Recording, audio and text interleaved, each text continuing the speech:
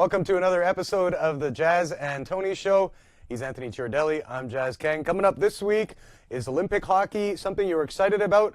Plus, what's going on in Cleveland with the Cavs. We'll touch on who the Vikings quarterback should be next year. But starting things off, AFC Championship happened last Sunday between the Pats and Jags. Anthony, you're a Boston guy through and through. Did the Patriots win or did the Jags lose that one? The Patriots absolutely won that. I mean, it's part of the Patriots' aura.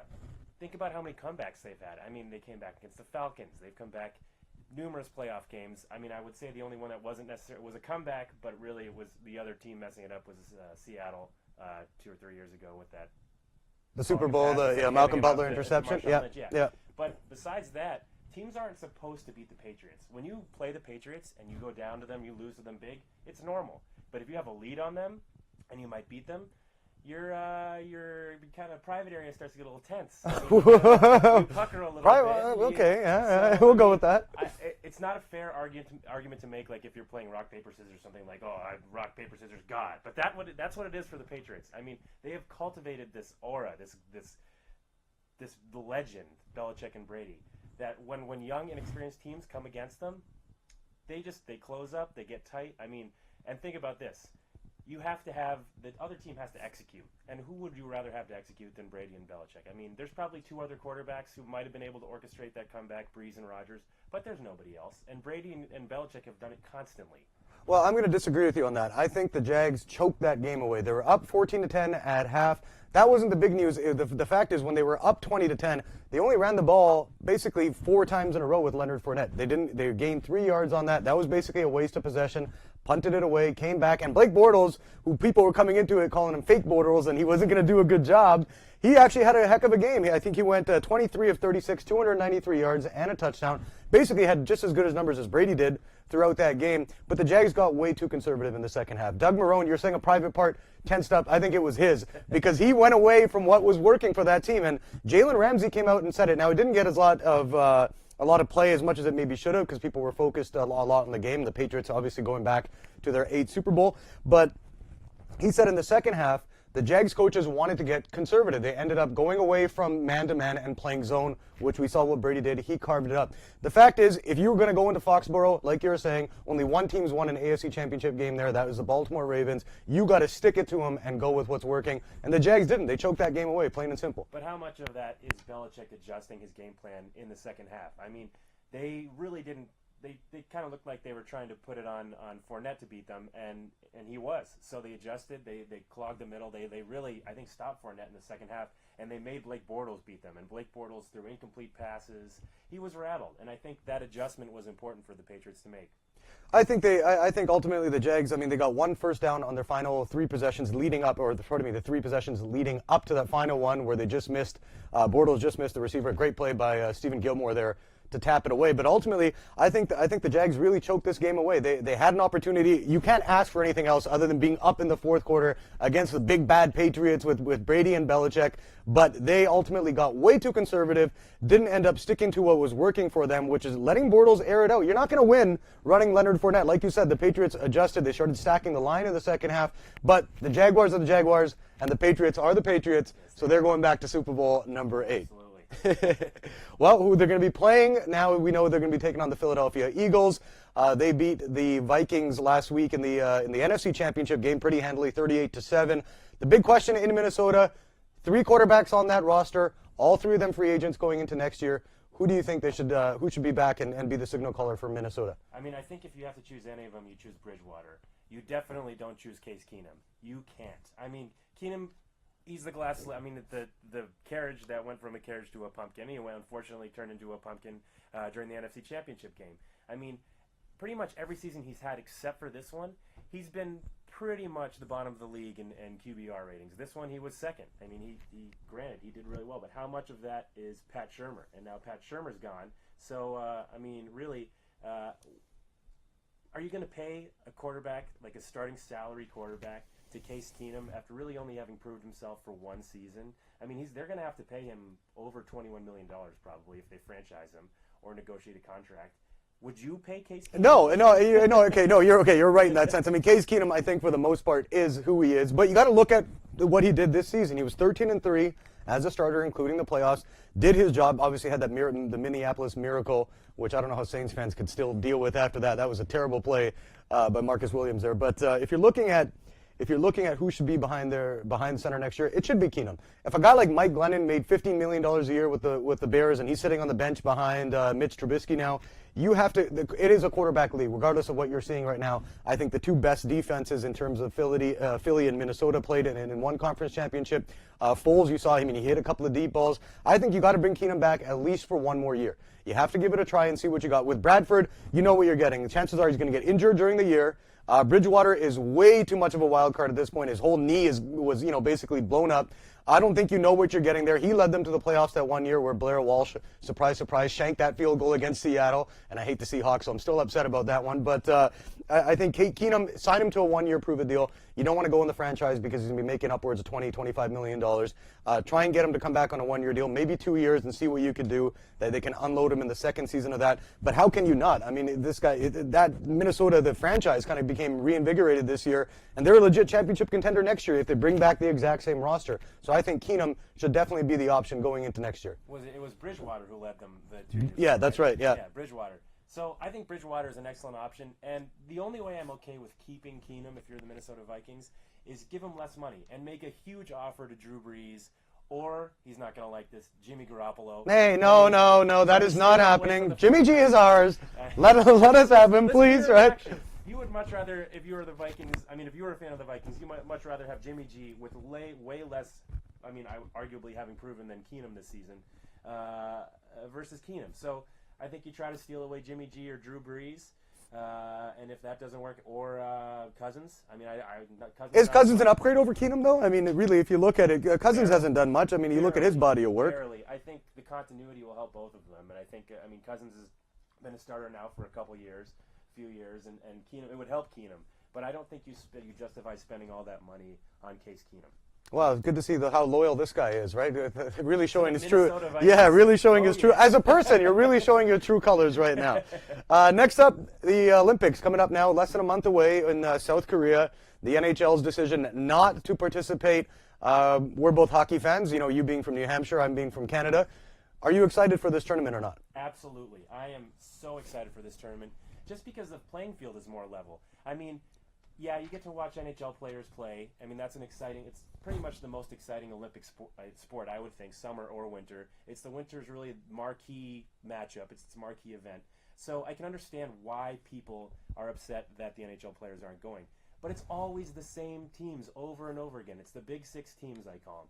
USA, Canada, Russia, Sweden, Finland, and sometimes the Czech Republic. Because those are the guys who have all the NHL players. But if you think about it now, a lot of the kind of sometimes the teams that rally for upsets or make it into maybe the next, like the preliminary round. Yeah. The preliminary round of the round robin. Sometimes it's Germany, sometimes it's Switzerland, Belarus, Ukraine. This time, I can guarantee you one of those teams will definitely make the past the round robin tournament and maybe into the medal round. And I'm thinking Switzerland or Germany, just because the Swiss and the Germans have players that play in Europe all the time. And like I said, those big six teams, they have a lot of NHL players. Now they have no NHL players. The Swiss and the Germans had a few NHL players. They still have fewer NHL players, but it's really not that big of a drop-off. So I think the Swiss and the Germans are really going to surprise some teams, and I think that makes for a more exciting tournament when more countries are involved. Okay, surprise, I am totally going to go against you on this one. I was in Vancouver, growing up there for the 2010 games. Ice hockey is the central sport of the Winter Olympics. And you look at the Summer Olympics, it's got a lot more glitz and glamour with track and field, with swimming. You got more big names. But everybody wants to tune in to watch the Team USA play, ever since the Dream Team played back in 1992. The NHL made a huge mistake with this here. It's grown the game exponentially. People, I think it was over 27 million people tuned in to watch a gold medal game on NBC between Canada and the U.S. Obviously, the time difference helped, the fact that it was in the Pacific time zone. Now you're looking at, I think it's a 13 to 15 hour difference, I think, of one of the two over in South Korea. So people aren't going to watch it as much, and you're not really bringing much to the game. Like for Team Canada, you have Andrew Ebbett. Mason Raymond, guys who washed out of the NHL. I'm not going to spend my time, at 2 o'clock in the morning watching Team Canada play. Why would I? I want to go to sleep. And that's what this whole tournament's going to be. It's going to be one snooze fest because Russia, with all its pro KHL players who are allowed to participate, guys like Ilya Kovalchuk, they're going to dominate this tournament. There's no other way you can look at it and say, hey, Team Canada has a chance, USA has a chance. Back in Sochi 2014, yes, they're the Power 6 teams, but you're still intrigued to see who's going to win out of those teams. Whereas now, it's like, I can really care less if Canada wins or the U.S. wins or Russia wins. Who cares? Because it's not best on best, and that's what this tournament should be. I think it's here for stories. I think the Olympic tournament is important for a high level of skill, which it will have. It won't be as high as if NHL players played. It won't be arguably the best, highest skill tournament in the world. But it's still going to be, for the majority, I would say, casual fans, which is important for hockey to attract. I think it's going to be interesting because there are so many stories that can be told. I mean, there's the Blum guy on Team USA who's from here in Southern California. I mean, has there ever been somebody who's grown up in Southern California who's played an Olympic team? And then besides that, you have all those guys from Canada who had formerly played in the NHL. It's maybe their last gasp. In the United States, Brian Giunta, who really, I guess, decided to forego an NHL contract just so he could play for his country. And then you have all those other teams that actually, they're underdogs. I mean, they're still kind of considered, to people who don't know hockey as well, the 1980 U.S. Olympic team. All those those Eastern Bloc countries, Germany, Switzerland, like I mentioned. If any of those teams get into the medal round, it'll be huge, I think, for the game of hockey and for the world, just because it's more interesting. And, I mean, I'm a little upset, but I mean, I'll watch. I'll still watch for sure. Yeah, I think that's where we're differing on this right now. You're saying, as a casual fan, you're a hockey fan through and through. You're going to watch no matter what. Now, for me, like I said, I am not going to sacrifice 4 hours of sleep just to watch Team Canada with a bunch of guys who used to play on the Vancouver Canucks who can't get an NHL contract anymore. I don't want to watch them play. That's not going to drag me, out of bed at 2 o'clock in the morning to watch a game. And I think that's where the issue is coming in. The bigger thing is the NHL, if it wants to attract more casual viewers, if it wants to attract more fans, this is the best way to do it. The ratings here in the U.S. have never been that great compared to the other three sports, out of the big four. In Canada, obviously a totally different story. People eat, breathe, live hockey, so that market is totally fine. But if you're trying to grow it on a global scale, especially expanding into Asia, we saw the Kings play the Canucks in a couple of preseason games there this year. They've committed to doing more down the road. Well, how else are you going to grow the game? You're in one of the major countries there. Already expanded into Asia. Remember, how many Japanese players do you see playing in the NHL? I mean, the NHL players played in Nagano in 1998. I don't know of a single player from Japan who was born in Japan. But it draws people in to watch it when you have the best on best. Right now, this is like the 10th sport that I would care about in the Winter Olympics. Would you care if Canada? I don't know what the schedule. Grant, I admit I don't know what the schedule is. I don't remember what the pools are. But if Russia played Canada, either in the preliminary round or in the medal round, you're gonna watch it. No, I am not. No, I am not. Unless hang on. If that game is on at 2 o'clock, 3 o'clock in the morning, no chance in hell I'm watching it. Now, if it was Team Canada with Sidney Crosby, Connor McDavid, Drew Doughty, and these guys taking on Russia with their talent, of course I want to watch that. It's best on best. You don't want to miss it. But to watch, a bunch of AHL players, play for you know what I mean? Give me a break. So I'm not watching this crap. I'm not watching this crap. Next topic. That's it. We're done. We're done on this one. Final one. We're going to touch on the NBA. The Cleveland Cavaliers been to 3 straight finals. Not doing too well as of late. Really, really struggling. Only won 4 to their last 15 games. Anthony, are the Cavs imploding? No, I don't think so. I mean, they might not be long for this group in terms of future seasons, but I think the Cavs are fine. I mean, they're losing. Yeah, there's some infighting going on, but there's always infighting going on. I mean, we talked about it last show. There's infighting going on every team, between every team, during every game. I mean, LeBron happens to be the biggest mouthpiece in the league. So whenever he disagrees with somebody or is upset with somebody, it's going to be national news. But he's the biggest athlete in sports. I mean, Tom Brady, I would like to say is, but it's LeBron. So any disagreements that he has with his teammates are going to come out. The losing, I mean, think about their roster right now. Isaiah Thomas, just coming back from injury, really I don't think allowed to play full time. I saw Chris Broussard mention that he's technically still in his preseason.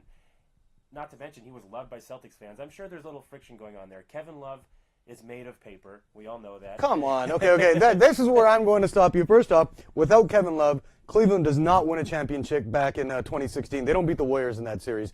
He has done his job this year. He's putting up almost 20 points a game, also in the double digits in rebounds. Really, the Cavs, their defense stinks. They're 26 in points allowed.